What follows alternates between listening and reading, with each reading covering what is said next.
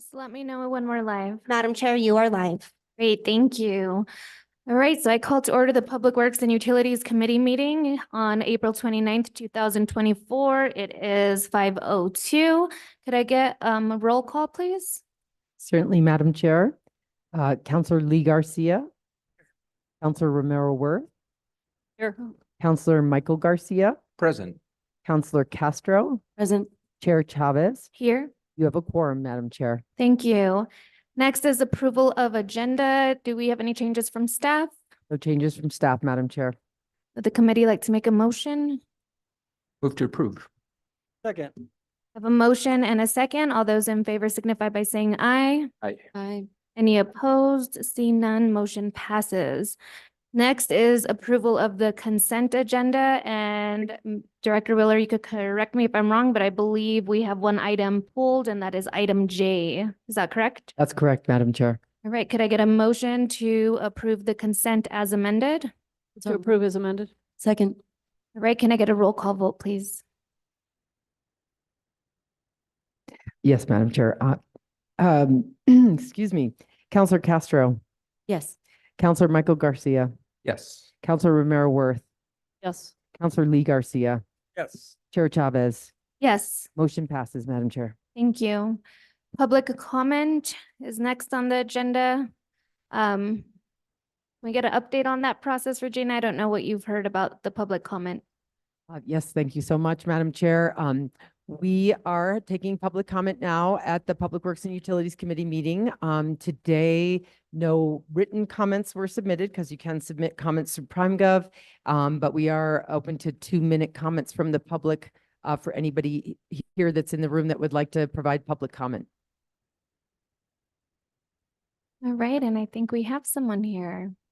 It's great. If you could state your name and address. Thank you, Nicoletta Monroe, District 1. Commenting on one of the items on your agenda concerns the appropriation to obtain cameras for parks. And I think that it may require, I understand this is just an appropriation. However, it may require an ordinance. I researched this topic and I discovered that if we choose to place cameras in the parks, which bring constitutional issues, we are required, if we want to follow best practices of other municipalities, to place a notice where the cameras are, to inform people about the authorized use, the type of data that's being collected, whether people will be individually identified, how the data will be retained, some type of identification of the department that's collecting it, and contact information in case people want to get that information. The City of San Francisco has implemented cameras in their parks, and they have guidance that's very clear if people want to research that. And I also feel that it requires a public hearing, and you should allow people to weigh in on it to determine whether it's wanted in our parks. And also, when you write the ordinance, I believe it should be explained the purpose and why we're collecting video information. So please consider the constitutional issues when you are reviewing this. And also, I believe this item was on the agenda for a meeting prior. I don't think this is the first time we've seen it. Thank you. Thank you. Is there anybody else in the room that would like to speak on public comment? All right, I see none. Moving on to presentation informational items, we have none today. And so I believe that takes us to the item that was pulled off of consent, which is item J. A bill relating to median safety, creating a new section 20-6 SFCC 1987, regulating the use of medians in the city of Santa Fe. And we have Marcos, our Senior Assistant City Attorney here. And could you tell us who this was pulled by, Director Willer? Madam Chair, my understanding was Counselor Michael Garcia. All right, so Counselor Garcia, And Madam Chair, I pulled it for an amendment, which should be coming. all right, so I will turn it over to Counselor Garcia. I don't know if you'd want like an overview first, or if you just want to ask some questions specifically. It's up to Mr. Martinez. I feel comfortable, but feel free to give an overview and we can jump into questions. I'll leave it up to. Thank you, Madam Chair and counselors and Public Works and Utilities Committee. The overview is simply that there is a proposed bill here to regulate median safety. It is modeled on an ordinance coming out of Sandy City, Utah. Very small ordinance, 2 sentences in its current form. It shall be illegal for any individual to sit or stand in or on any median of less than 36 inches for any period of time. And any violation of this section is punishable as set forth in section 1-3 SFCC 1987. I think between the memo and the FIR, I would just stand for any questions. Thank you, Mr. Martinez. Okay, well, thank you, Madam Chair. Thank you, Mr. Martinez, for the quick intro. So I'm going to step back to the governing body meeting we had last week.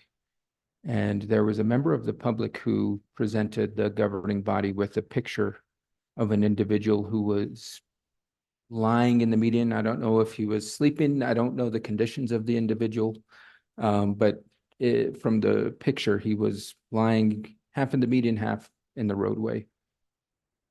Would that be, under current law, is that illegal for an individual to be in a public space in that manner, in the middle of the road?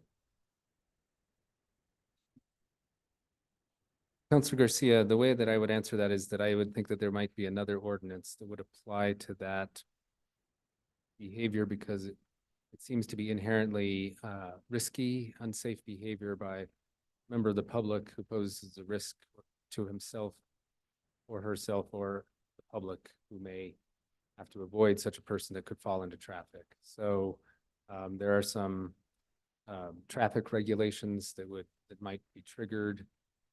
I understand that one potential amendment to this bill is to include lying down as well in response to that. I don't have that amendment before me yet, but Okay. that's how I would answer the question right now. And I guess that was just to address the comment from the person from the public, because it's my understanding that would be currently illegal, an obstruction of the roadway. And so again, I just want to kind of start off with some of the maybe misinformation that is out there. Next question, why 36 inches? Where do we land on that? Why? Any background info you can give us? Thank you. I would say the width distance comes from the model ordinance from which the city took its inspiration, or the bill right now draws its inspiration. So 36 inches was the width of an ordinance of the medians that was prohibited from sitting or standing in Sandy City, Utah. In that case, the police chief represented that that narrow a median poses a greater risk to people because there isn't a lot of room when there's oncoming or going traffic. And so it was a width that was determined to be not too restrictive, and that there were wider medians that would then make sitting or standing permissible, or that would be available as an alternative.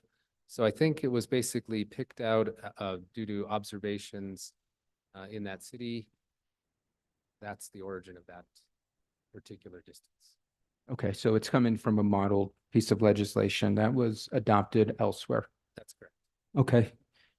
Do we have a map or some type of tool that will allow not only for the public, but also for our police force who would be responsible for enforcing this ordinance should it pass, a list of medians that would now be affected by this because Again, I'm referring back to when a member of the public came here and they had their yardstick out.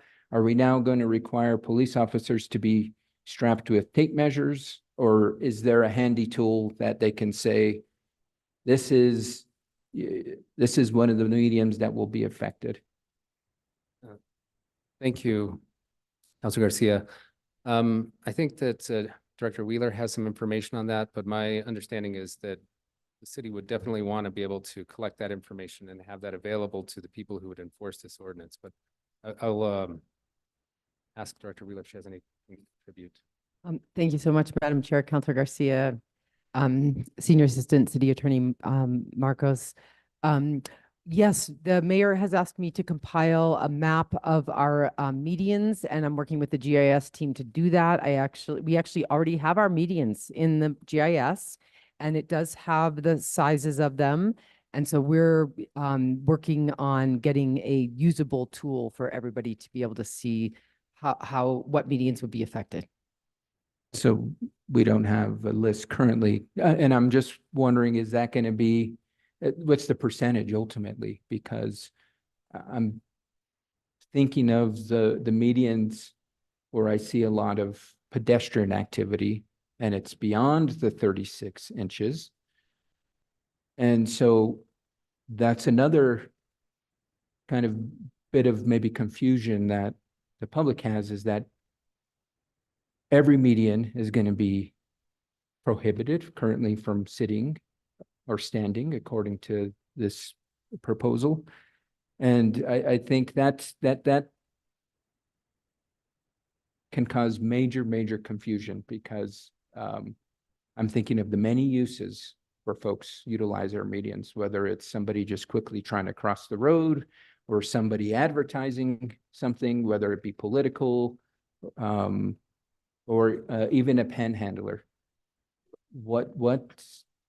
We want to make sure, should this pass, that somebody ultimately can refer to a list that says you can't do X, Y, and Z here. So I guess the next question is there a plan to install signs on these less than 36-inch medians to inform folks, similar to no parking signs?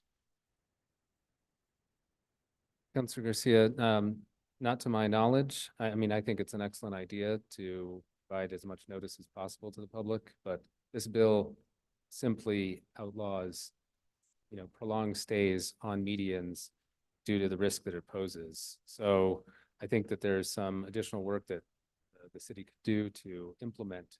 I think the two things you've mentioned so far are very reasonable suggestions. Okay, but there's no plans as of yet for them.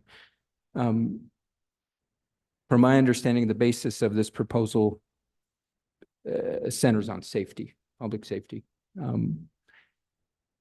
Mr. Martinez, do you have can you tell me how many folks have either been injured or there have been fatalities due to somebody standing on a median that is less than 36 inches? Councilor Garcia, I cannot tell you that information. So I guess I'm wondering, what's the basis if there's no grounds that there are issues? And the way I'm looking at it is, what problem are we trying to fix? And have we seen an increase in fatalities or injured pedestrians at these medians that are less than 36 inches? And if not, then, and I don't know if this question's for you, I think it's better posed for the sponsor. What is the problem we're trying to fix if there are no recorded fatalities or no reports of injuries at medians less than 36 inches? So if we can get any data on that, it would be great, because I look at it from the perspective of, I know that there's been many cyclist fatalities in our community, and why not focus our attention on reducing cycling fatalities in our community versus an issue that from the data, there doesn't seem to be any data creating this challenge. Now, I think the other concern I have, as well as many others, including the ACLU, which is this could be a violation of an individual's constitutional rights. And Mr. Martinez, you cited the Utah law that this is based off of. There are other municipalities that, from my understanding, base their law off of the Utah law, and it's been stricken down in the 10th Circuit Court. So That's not correct, Council Garcia. No other municipality, to my knowledge, has modeled it after Sandy City, because both of those other suits, the one involving Oklahoma and Oklahoma City and City of Albuquerque, their ordinances were passed far in advance before this ordinance was upheld, and they're very different ordinances too. So I think the idea is to try to draw from the municipality that has the successful ordinance, the one that was upheld and found to be constitutional in light of all of these important questions that you're asking. So neither Albuquerque nor the Oklahoma City case were modeled on the Sandy City ordinance. okay. So let me ask this, and I know the answer, but the public deserves to know the answer to this, because ultimately it is their taxpayer dollar that will be footing the bill for any potential legal challenges to this ordinance should it be adopted. How confident are you, Mr. Martinez, and if you want to defer to the city attorney, that this would be upheld through probably the many layers of the judicial process? Because I think what I'm ultimately concerned about is that should this ultimately be deemed unconstitutional, and the individuals whose rights may have been infringed upon the time, there's two layers, right? You've now got the costs, the legal fee costs that the city would encumber those costs due to litigation. Then, and if any individual were to feel their rights were violated and sue the city, those are additional costs the city might encumber. Am I correct? I think they would be part of the same suit. I mean, I think you'd have to be someone who had been prosecuted under this ordinance to bring a suit, and you could allege some type of damages. But I understand what you're asking. No, I think that anyone can bring a challenge to any ordinance. And so I think the difficulty is, how does the city, if policymakers want to try to do something about a problem that they see in the city, and again, you may be directed toward the policymakers. The only direction we have are cases that have been upheld. We wouldn't model this off of a case that had already been found invalid.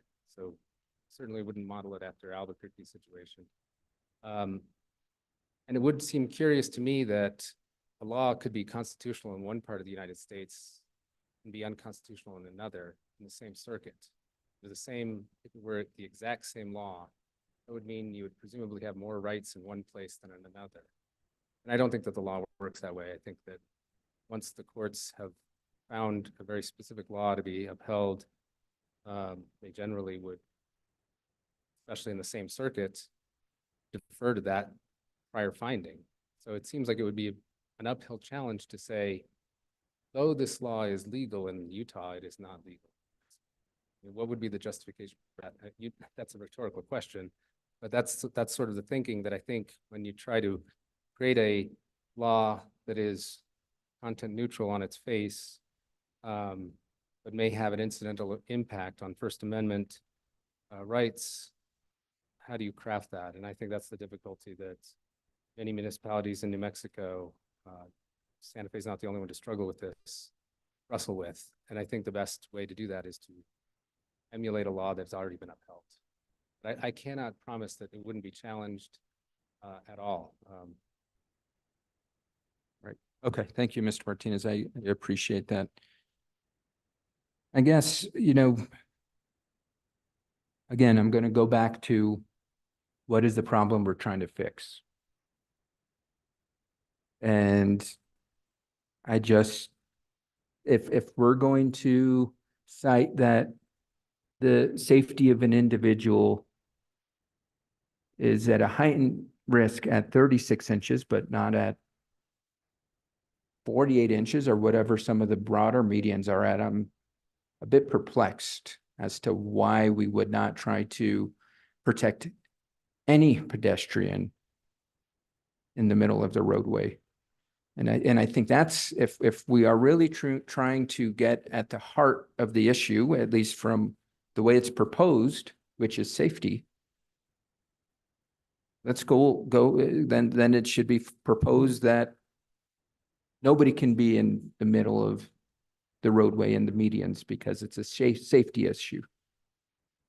Yeah, and so I guess, Counselor Garcia, the way I would address that issue is to say that there is a certain amount of tailoring that has to be done between the law, the restriction, and providing alternative avenues of speech. And so the less that the city restricts from sitting or standing, the more alternative avenues are open. And so having wider medians, one would think that would give more people more room to move or do, sit or stand. So presumably, the idea is not to prohibit speech, but to make sure that you're focusing on the most narrow medians, the ones that are in the greatest danger then of any kind of mishap from happening.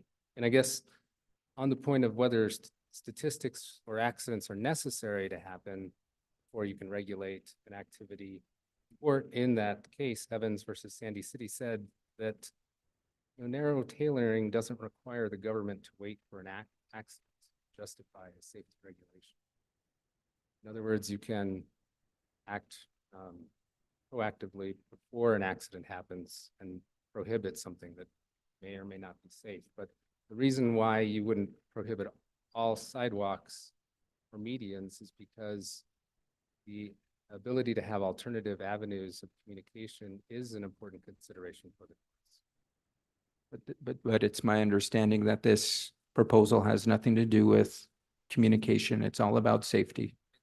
It is. Am I correct? It is on its face, but I think we all recognize that it would have an indirect impact on the person who is choosing to stand there and maybe have some kind of message, but that's not the purpose of this ordinance, but it may have an effect that is beyond its purpose.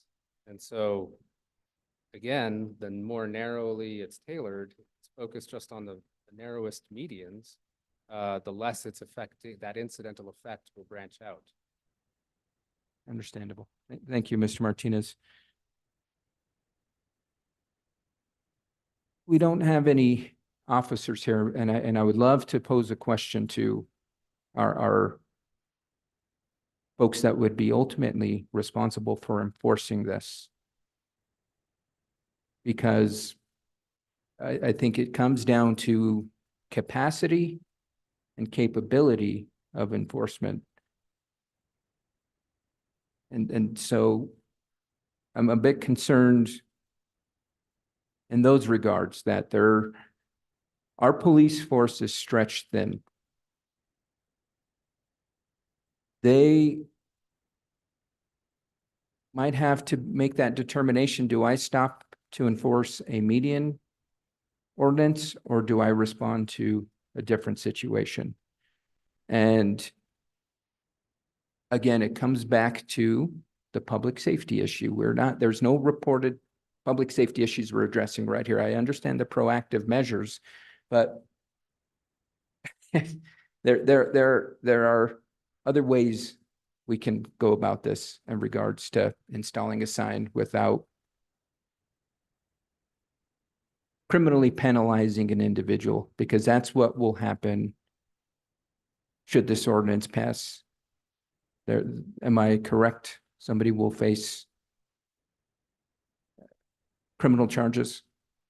I think this would be treated like jaywalking, a citation offense. And so I think to the extent that the police have to juggle whether a jaywalker or a more serious event is worthy of attention, I think they won't speak for them, but I imagine they would address the more serious contention. But there is a general penalty here. Yes. Right, okay, so, as the staff person for this, Mr. Martinez, can we please have a representative from PD at Quality of Life on Wednesday? And I have something for that. So I was messaging Chief Joy while you brought up some of these concerns. And he has communicated that his department's already working on pulling the data in regards to incidents that have occurred on medians that have interfered with pedestrian safety. That type of data pull though does take some time because they're looking over a period of time, but I believe that is coming to your department. Just so you know, Mr. Martinez, I think he's working with the city attorney's office, and I've also requested that we get some information on capacity, but I imagine it'll be everything like we usually hear, you know, our public safety is going to respond to priority. And that's how every level of responding to public safety kind of occurs. What needs to be prioritized is prioritized, thank goodness. But I did explain to Chief Joy that there was some requested information on that as well. So he could reiterate kind of the prioritization that he has communicated in the past. So just so you know. Okay, thank you, Chair Chavez. I appreciate that. Because again, I would love to see the data. Because I think that's how we as a government should make decisions, make data-driven decisions. From my understanding, should a violation occur, an individual may face up to a $500 fine or 90 days in jail. And I think I'm looking at the individuals that might even be responsible should an infraction occur. Or, I mean, let's put in the example of somebody that is panhandling. If an individual is out asking the public for money, how likely is it that they would have the resources to pay a $500 fine? And on top of that, potentially facing up to 90 days in jail. And I think that's, if we're looking at providing support to individuals in our community who are asking for support, I think the city's resources are better used to conduct appropriate outreach to the individuals needing support in helping providing a hand up. That way they don't have to ask for a handout. And approaching this from the mindset of criminally prosecuting an individual who is asking for assistance is, I don't feel that's the compassionate route to take. So I think I've expressed my concerns. I'll look forward to getting the data, Mr. Martinez. With that, no other comments. Madam Chair, thank you so much. Thank you, Counselor. I just also wanted to point out, because it was just so that there's not a miscommunication. This bill is not for individuals that are standing for a prolonged period of time. It is for any period of time, just because I heard the phrase prolonged used, and that's not the case. So just to make that clarification before I move on to further comments or questions. Any other comments or questions? Counselor Castro? I do have a few comments. Thank you so much, Assistant City Attorney Martinez. Thank you for being here. So I have a few concerns, and I do want to echo my colleagues' concerns about this being redundant. It seems like there are other ordinances in the city that we can use to deal with some of these issues. I also am concerned that we will, whether intended or not, be affecting some of the most impoverished folks in our community. We heard some testimony last time during governing body that some of the things that aren't covered by food stamps, toilet paper, shampoo, are the things that folks are asking for handouts for, if you would. Are there any alternative avenues that we would be helping folks who are losing income? So you talked about alternative avenues for medians that are larger. Are there any alternative avenues for the loss of income? median? I'm not quite sure, a different sidewalk? So these concerns that we have around displaying signage or being in medians really are just limited to the smallest medians, not in general or around heavy traffic. So there still is some possibility for people to be injured, I would imagine. So that's one of my concerns. The other is also that we are sort of targeting folks without creating any other, as we mentioned, concerns around people who have already been injured. So I know that intersections, there's been a lot of concerns with pedestrians being hit. Are we doing anything in regards to the actual incidents that we're having? I don't know how to answer that question because this is only about median safety and it only restricts one type of median. I don't have any information about the question that you're asking. Okay, no worries. I guess I can also reach out to the sponsor. My concern is that we are sort of putting the cart before the horse and trying to prevent something that hasn't happened yet while we are having incidents that are currently happening and are currently a problem in our city. So police is who would be enforcing this? Yes.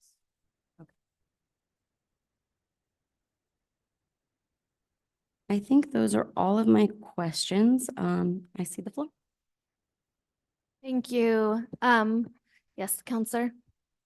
Did you have questions? I didn't. I just had, Go ahead. I just wanted to present to the committee. It sounds like there's a lot of needed information, or I feel like we might need some other staff from other departments present to answer some questions. I believe that this is coming to quality of life on Wednesday, but I'm just putting it out there. Mr. Martinez, I think you have been wonderful in answering some of the questions, but I think that there's other directors that probably need to be here. I would imagine that we, even, Director Ladd, someone from Public Safety, I think we just need some more information, and I just want to put that out there because that's kind of what I'm seeing here. We'll keep taking questions and comments, but it sounds like some of us may need more info prior to potentially moving this forward. And if I'm misspeaking, please chime in, but that's just what I'm hearing. There's a lot of questions not being answered, and I think it's because we need other representation here as well. But I will turn it over to you, Councilor Merrill-Worth, for questions and comments. Thank you, Madam Chair.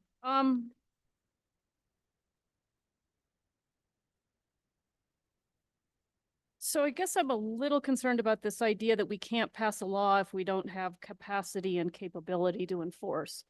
Because I think every day we make decisions about all the laws we have with the capacity and capability we have. So I don't know. I don't quite know what to do with that. We should get rid of all the laws we don't have capacity. So just murder's the only thing that's a bad thing. I mean, or, I mean, if we think it should be illegal because there's a safety issue, it should be illegal, and then we should work on enforcing the laws. I mean, is capacity and capability the litmus test we should be using? Councilor Romero-Worth, I don't know if I'm the best person to try to answer that very difficult question, but I take your point being that it can't be the case that you wouldn't pass a new law because police are already busy. But I also think that, this is a policy decision. You are the policymakers. It's appropriate for you to have this debate. But I understand what you're saying as well. One shouldn't fear passing a new law simply because there are more laws that are already difficult to enforce. Question is, for the policymakers, is this a good way to address the problem here of safety on medians? So that I defer to you. Yeah, and presumably, if we have somebody who is not obeying the law, we do, I think as a general rule, get to those violators over time. Maybe a police officer drives by and sees somebody, but they're on a way to a more important call. But that doesn't mean that later in the day or later they might loop back around. If that person's still violating the law and it's a safety issue, they're gonna enforce the law. So I think there are ways to get to enforcement and maybe prioritize when you get to them, but you'll still get to them. Sort of rhetorical. Yeah, yes, Councilor Menorworth, I agree with you. I guess I would concur with the members of this committee who suggest that the police come here because I think they can best speak to how they would address a complaint about this, or if they witness it themselves.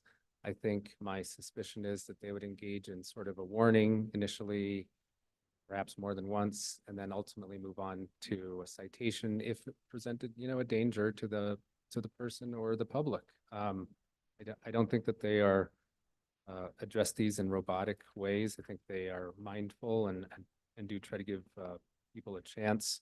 I also think that the governing body can do something about the penalty, and that they can restrict it or ask that this not be, the jail time not be considered for this. I don't think that that's the goal here. I think it's to keep people safe on medians and to have them move, have a narrow median be something that's there for traversing but not remaining on. So, but I do think that the police probably are in a better position to answer some of these questions. I don't disagree with what the committee has said. Okay, and then I want to get to this question about how confident are you that this, if we pass this, this will be upheld? I'm not sure that's the litmus test for whether we should pass this either. You can't guarantee a result. Nobody can. And I don't think the city attorney's office would have allowed this to go through if you didn't. I mean, your job is to look at the current laws and the laws of what the case law that the courts have brought to us and try to tailor ordinances that come forward in your professional judgment to be legal. And that is what has happened here. Isn't that correct? That is correct. This is an area that is somewhat actively litigated for this circuit in the federal courts. And so we really only have one good example. And so that's the one I chose. I would not base this on, again, a successful challenge from the successful challenges for ordinances that were probably broader or, it went too far in many directions. So this is a very small, narrow ordinance, and then I defer to policymakers. Okay, and your office, represents the city. Your office exists. We have a budget for your office. You all often handle these cases in-house without contracting out. This is something that you'd probably handle if there were a challenge. I don't want to speak for the city attorney's office, but the way I see it is if there weren't damages involved, I think our office would handle it. If there were damages, I think then that may alter the calculus, because we have just how our risk is managed for the city. Okay, and as for the safety issue, according to an article at KOB4, for the 5th year in a row, New Mexico has the highest rate of pedestrian deaths in the US, which has prompted federal action from our federal delegation as well. I think we had some information in the packet about pedestrian safety. And certainly a narrow median would be dangerous to pedestrians. which is why we're saying this is something that's necessary. I mean, if it were wider, like a sidewalk, we assume that sidewalks and cars can coexist. And we have complete streets ordinances to talk about how in the same area, you can have pedestrians and bikes and cars simultaneously and they can be safe. So a wider median would be a good thing, but also, yeah, I think the whole nature of this is the narrowness of it by its nature is dangerous. Councilor Merriworth, that is my understanding too, that this is not meant to foreclose any kind of general activity, but just focus on a narrow class of medians. I think having the information as to where they are will be really useful to see what it may be useful to have a comparison of what other medians are available or sidewalks in general. What is the linear footage of sidewalks in the city that may be difficult to put together, but just to show that this is just focusing on a narrow problem. Yeah, and in our packet, it says, according to the Governor's Highway Safety Association, drawing on data from the state highway safety offices and the U.S. Census Bureau, New Mexico has the highest pedestrian fatality rate by state per 100,000 population from 2021 through 2023. In 2022 and 2023, New Mexico's pedestrian fatality rate was nearly double the national average. I mean, that's pretty amazing.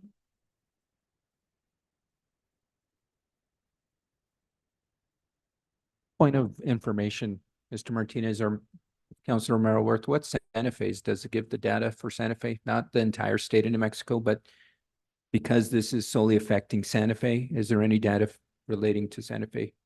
I'm just, Counselor, reading from the memo. I don't have any specific data for Santa Fe, Councilor, to answer your question from my office.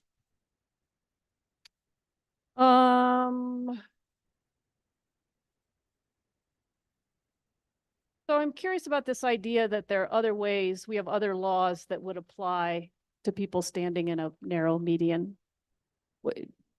Are you, can you cite other laws that would be used? Councilor Merriworth, I can't. I think in the example where someone had fallen or was asleep or passed out, let's say spine. There were probably some other laws that would have applied there in that case for people who are just standing for too long a time or sitting for well, not prolonged, but people who are clearly not just traversing the median. I'm not sure that it would, on very narrow medians, I'm not sure that we have anything that would apply squarely there. I think it's in the case of the person who probably needed some help. Yeah, that would be my sense too. And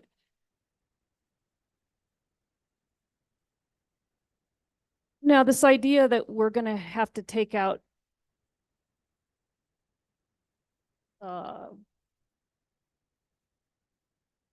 rulers and yardsticks and other ways of measuring the median.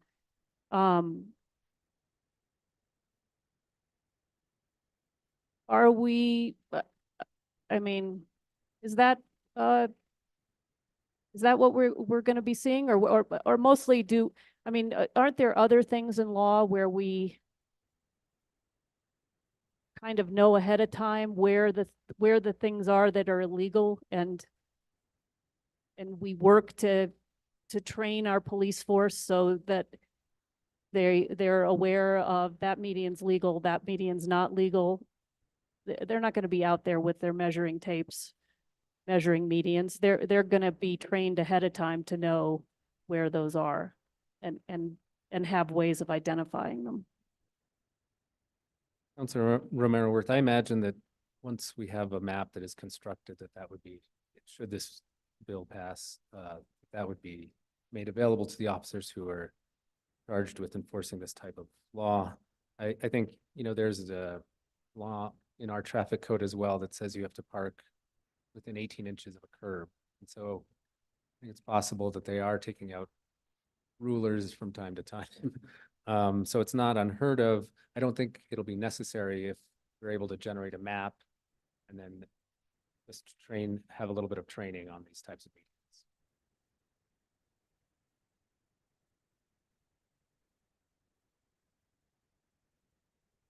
Okay,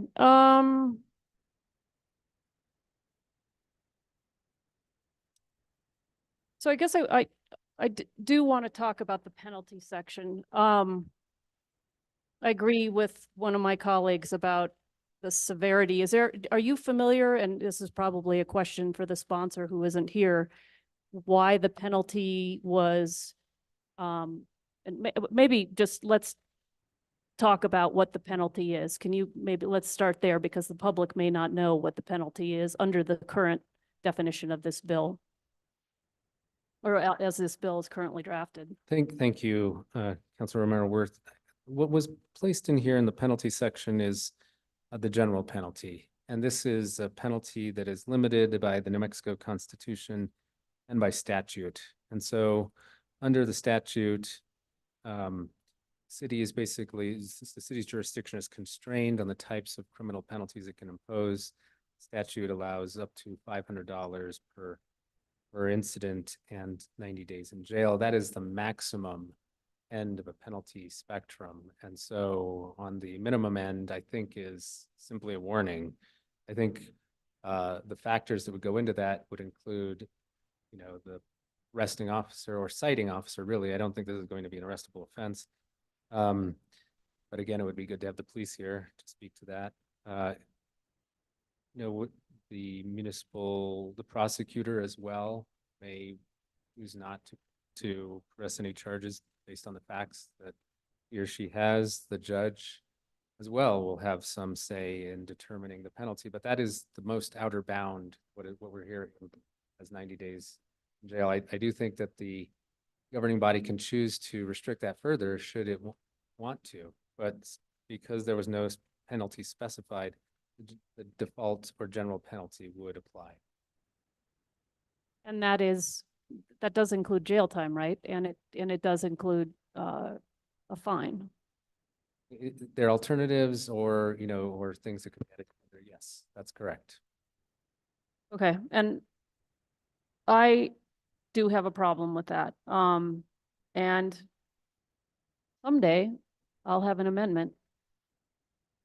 Might not be tonight. That does two things to this bill.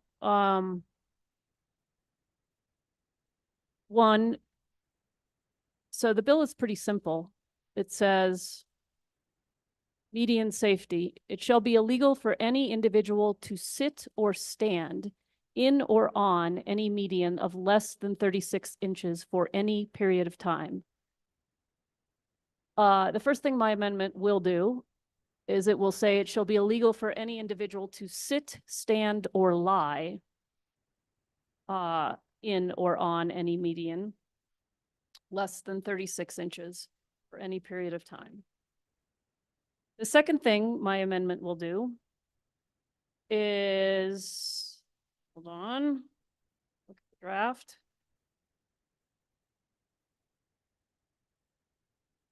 It will change the penalty so that a person who violates the provisions of this section would be guilty of what's called an assessment misdemeanor. And the only penalty would be a $25 fine.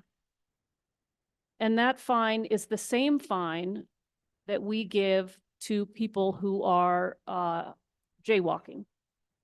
And it will require that this be added to, I believe, correct me if I'm wrong, it's the uniform, is it traffic ordinance, I believe?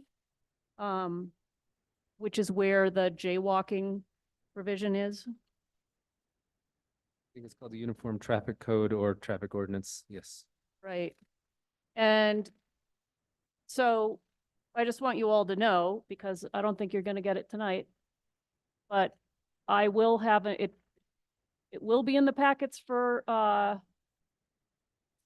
the meeting on Wednesday where this bill goes.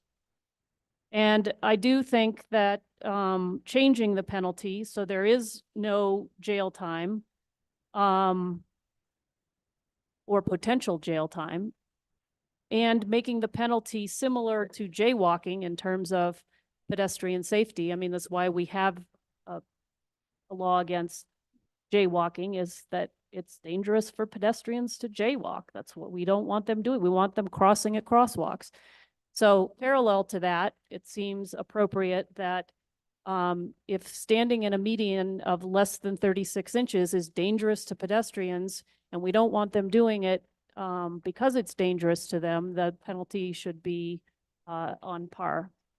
And so I was hoping to have that amendment for you tonight. There's been some holdup in getting it here, and it's still not in your packets, so I can't really offer it. But I will just let you know that it's coming, and I agree with all of you that are concerned about the penalty for the crime, in essence, here. And that's all I have, Madam Chair. Thank you. Thank you, Counselor. Are there any questions or comments? Yes, Counselor Lee Garcia. Thank you, Madam Chair. Thank you, Marcos, City Attorney Marcos. Great conversation. This is actually something that, when I first saw the bill presented, I said, wow, that's only three lines. It seems like it's something that, can be expanded upon. And, you know, I come in favor of doing something regarding the safety of not only people that are standing on medians, but, you know, I have a truck. That truck has mirrors that stick out about 1.5 feet. And I'm worried about these people that are on the medians, especially the ones that are narrow. And so that goes back to what does this bill, what does it achieve? And number one, I mean, the safety of people, safety of property that they're standing on. And I guess in a couple of ways, it can affect a person's quality of life. So you have three things altogether that this is affecting. And so I like the conversation. I kind of just wanted to just make a few comments in regards to the ordinance. And I think that some of the concerns of maybe those that are utilizing these areas to ask for money, we do have a panhandling ordinance. And I don't know if any of that can be, that panhandling ordinance can be utilized. Obviously, going back to the question of Councilor Garcia in regards to, are there other areas that we can look at of our current code and regulations to help with this? I go to the point of saying, are we going far enough? Because yeah, 36 inches is where we're starting. But you know, is every median or sidewalk could be very dangerous for somebody to be staying on there for a long period of time. Seems to be a lot of things to be worked out here. I on two perspectives, you see how this can affect somebody who is asking for money. It could be people who are selling newspapers. It could be people that are doing some kind of public engagement, whether it's campaigning. Crazy to be on a 36-inch median for that, but it has happened. And so I think the public needs to be well aware of what the rules will be and what the penalties are. And I think these are great amendments. I think that Councilor Romero Worth is bringing forth. I look at it in one method as well. If somebody's standing on a median asking for money, well, are they, do we go to the extent of making sure that they're permitted? They're bringing in money. They're taking in money. Is that a business? There's so many questions that are relying around this. And yet I go back to the basic function or reasoning for this, which would be trying to keep people safe. And so, I think that my belief is that, you know, that is what everyone here is trying to do, I believe, and also protecting people's rights. And so that's a very fine line that we're walking here. You know, if we bring this forward, does it take people off of those 36-inch medians and push them onto the sidewalks or to businesses where they'll be loitering?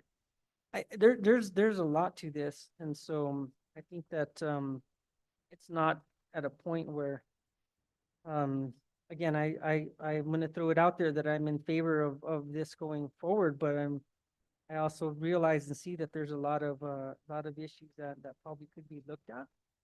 I don't want to take it to the point where we want to muddy it up so much to where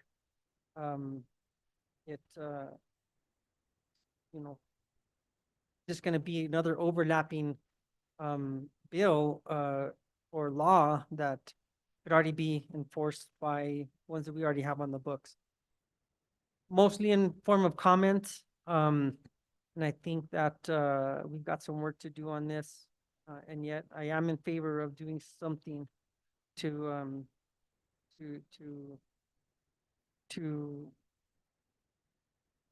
address the issues that we're having in our city with many people that are on medians and on in our public spaces that have created, there's a lot of issues revolving around it. And going back to the unhoused community, I think there's so many that are utilizing these spaces, and how do we keep them safe and yet deal with this in the most compassionate way? I think that's always the tricky part of it. So given that statement, I'll yield the floor, and if anybody has anything else, Madam Chair. Thank you, Councilor Lee Garcia. Councilor Castro? So it seems that we all have a few concerns, and I would actually like to move to see if we could postpone this to a date certain, if everyone is okay.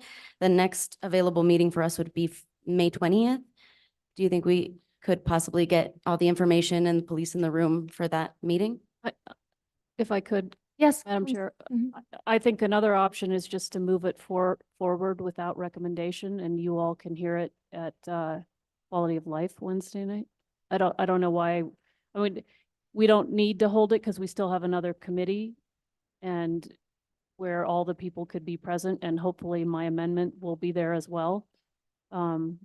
What I would love to be able to sort of work with you on that amendment. There's a couple concerns that have come up, and we were looking at code. Thank you so much, Councilor Garcia, for referring us to the panhandling code. That might even be easier just to update a few things here. So I would appreciate a little more time just to review if possible. Right, but I'm saying you still have it by moving it forward without recommendation. Then you're not voting on the substance of the bill. You're just voting on moving it forward without recommendation, recognizing we need more input. We may want to tinker with it some more. I will Understood. just to say though, I do think that a lot of that data is not going to be available by Wednesday. That's 2 days away. So what's going to happen is we're going to miss a committee opportunity to have that data, and that would address some of the questions. So that's the only reason why I do think that would be appropriate, is for it to come visit. It would then delay the Quality of Life meeting. So that would mean this item would not be heard at Quality of Life this Wednesday. It would be Public Works on 5/20, Quality of Life 5/21, and it would then keep its date for the governing body for 5/29. But I just think it would be a little unfair to some departments to request information within 2 days for the massive amount of information we kind of seem to need after this meeting. But right now it's just a motion. I do not hear a second for that. Second for discussion, further discussion, Madam Chair. Thank you. So with that option, so just to summarize one more time, that would mean that we will hear this item again, hopefully with more staff that can answer specific questions. We want definitely someone from SFPD present with some data in regards to how or the impact on safety. I will also just kind of direct some of the questions today to City Manager Blair to see who else he thinks would be appropriate to be present. So again, we would hear, this would be delayed. It will not be heard at Quality of Life on Wednesday. It would be heard at Public Works on 5/20, Quality of Life on 5/21, and Governing Body on 5/29. Move to, You've already We have moved a it. motion and a second. So with that information, we'll just open it up. Is there any discussion on that motion? No, not on the motion. Sorry. Motion, that's okay. All right, so I have a motion and a second. Could I get a roll call vote? Yes, Madam Chair. Counselor Castro, yes. Counselor Michael Garcia, Yes. Counselor Romero Worth, Yes. Counselor Lee Garcia, Yes. and Chair Chavez. Yes, Motion passes, Madam Chair. thank you. We have no action items for discussion, no executive session, matters from staff, Director Wheeler. And thank you, Mr. Martinez. Thank you for being here for your information. Appreciate it. Okay, now Thank- yours, Director Wheeler. Thank you so much, Madam Chair. Well, I did just wanted to give the committee a little update on some sort of exciting new pavement rehabilitation work that's going on out there. The team did a big pothole push last week, and they sort of had the crown jewel at the end of the week be repaving Kaipoapi Road. Kaipoapi, thank you. And it was the first time that they had actually done a very large stretch of road where they added quite a bit of asphalt and used a roller, and actually we did our own paving there. We're working, I'm working with the engineers on concerns about speeding now that the road's paved and straight. And so there has been studies near the school. The school zone is good. It's got speed humps and everything, but there's some straightaways on there. But we're really excited about having demonstrated that capability. And then we are starting this week, we just started work on the reconstruction of Paseo de las Vistas, the road to the dump. It's not the whole road, it's about half the road that we have the money for. It's almost $1 million just to do half the road. But it's really exciting. It's because, as you guys know, it's in really poor condition. And then right after that gets done, it'll probably take about 3 weeks. Then we'll move on to Paseo Real. And we'll be doing a big piece of that, a big pavement rehabilitation out there. And that won't be the whole road either, but it will be a good piece of it. So I wanted to give you an update on that. Thank you so much, Madam Chair. Thank you. Matters from the committee. Counselor Michael Garcia? Just thank you, Director Wheeler, for the work that got done on Cordova Road. I drive that road every day, and it's amazing. So no more potholes. I mean, that was one of the most seemed like every day a new pothole would arise, and it's a beautiful road. So many thanks to everybody involved. Thank you so much. Anyone else? Counselor Lee Garcia? Thank you, Madam Chair. Thank you, Director Wheeler, for that update. Paseo Real has been a big, a huge amount of people calling and asking and complaining about that deteriorating pretty badly. Thank you for addressing the safety issues or possible safety issues on Calle Poapi.